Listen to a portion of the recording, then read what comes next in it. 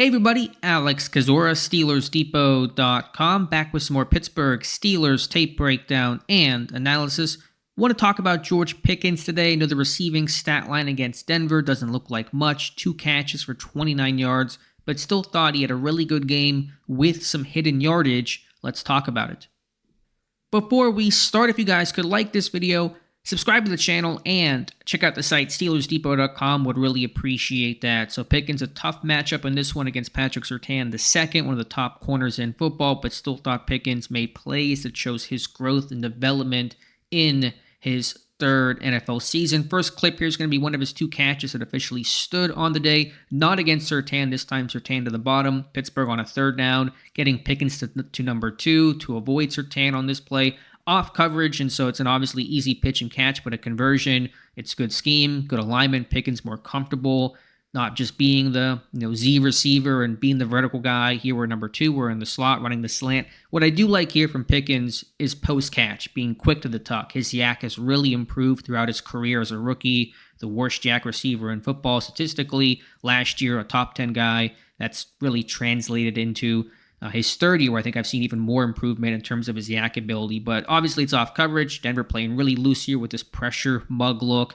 So the DBs are really having to play off here. So that's the easy part. But then just getting upfield immediately, not getting horizontal, not being a little late in terms of getting upfield and getting additional 5 yards or so post catch. And so I like the scheme to get Pickens open, but I do like how quick he was to the tuck, post catch, get upfield, get extra yardage.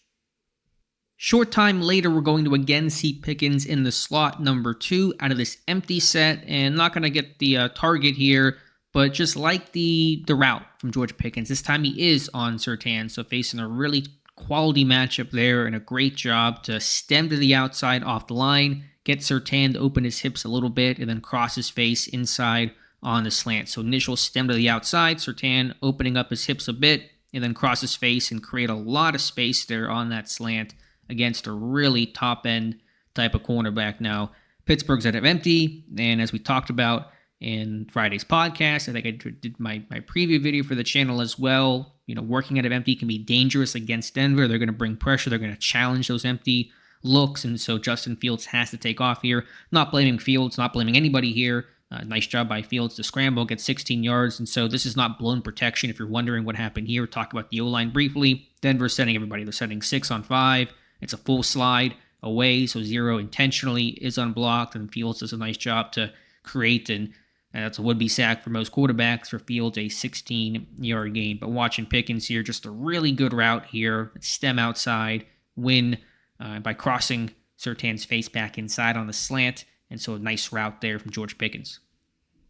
Let's check out the other catch that stood. And so Pickens, only 2 receptions, but both came on 3rd down, both moving the sticks. And so those catches came in some big-time moments. We're going to watch him here on this deep out cut on 3rd and 11 for a 16-yard gain on Surtain, this time on the outside. Number 1 to the bottom. A nice job here to threaten inside, like he's going to run the post to potentially stem. That's going to help create space as he breaks to the outside on the sideline, and just a good job, good ball from Justin Fields on this play as well, but just a really solid route from George Pickens off the line. Going to stem inside a little bit, help keep this cornerback inside, potentially threaten like he's going to run to the post or run a dig, and that's also going to create space as he's on the numbers to then break back to the outside, and then watch him stay flat here. He's not going to drift, he's not going to get upfield, so if Surtain was able to be a little bit closer and tighter on him, would not allow Surtain to really undercut and potentially jump that route. Going to be really flat here, Pickens is, and a nice job to have good body control, know where the sideline is, get your feet down,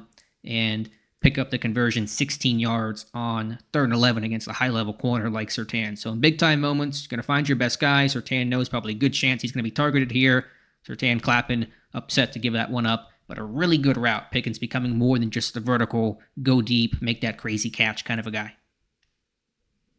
Talk about plays that don't count. You guys have probably seen this one. Obviously, you watched it real time, and crazy good throw by Justin Fields on this play. A lot to talk about for Fields, who I thought was successful and did a nice job in this game overall. But watching George Pickens, I mean, the ball is excellent, but just watching Pickens be able to extend the play. Scramble drill, initially he's going to run the curl. Maybe that's a slight adjustment, not quite sure, but sitting down here, sees Fields breaks contained and immediately, go vertical. Kind of the scramble rules, either get in quarterback's vision if you're underneath. If you're running vertically, come back to the football. If you're shorter, go vertical. And so great job there by Pickens to immediately sense that as soon as Fields escapes, the play's breaking down, becoming more of a scramble drill.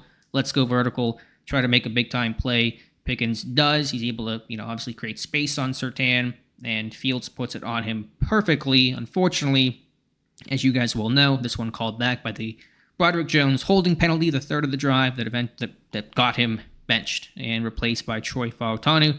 Take a look at it from the end zone view. You won't see Pickens on the scramble drill until the end, but just to watch Fields here and just watch the play from a different perspective, just a bonkers good throw from Fields to Pickens, again against Patrick Surtain the second, but unfortunately all for naught. We'll take one look from the other end zone view as well. It's a little ticky-tack on Jones, but I think it's the right call overall. He's going to restrict that movement right there. You do that, you got the refs eyeing that the whole way where the quarterback is at.